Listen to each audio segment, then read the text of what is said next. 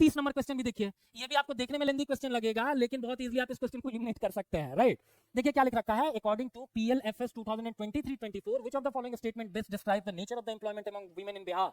बिहार में महिलाओं के रोजगार की बात हो रही है और उसके नेचर की बात हो रही है। बिहार में भैया इंडस्ट्रीज ही नहीं है, वहां पे मेल लोग काम नहीं कर पाते हैं, फीमेल कहां से काम कर पाएंगे। अगर बहुत सारी इंडस्ट्रीज बिहार में होती तो बहुत बाहर के स्टेट्स में माइग्रेट नहीं करना पड़ता।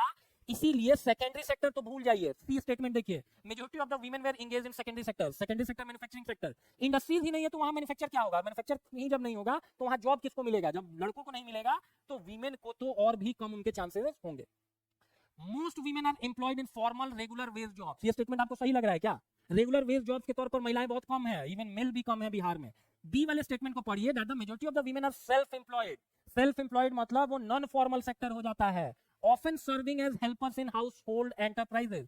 जो हेल्पर के तौर पर बहुत सी महिलाएं क्या करती हैं, हाउस होल्ड एंटरप्राइजेस में काम करती हैं, और उसको आप क्या बोलेंगे, सेल्फ एम्प्लॉयमेंट। सेल्फ एम्प्लॉयमेंट मतलब वो किसी, उनका कोई ऑनर नहीं है, they are not answerable, they are not accountable to any honour, right. तो right answer would be B.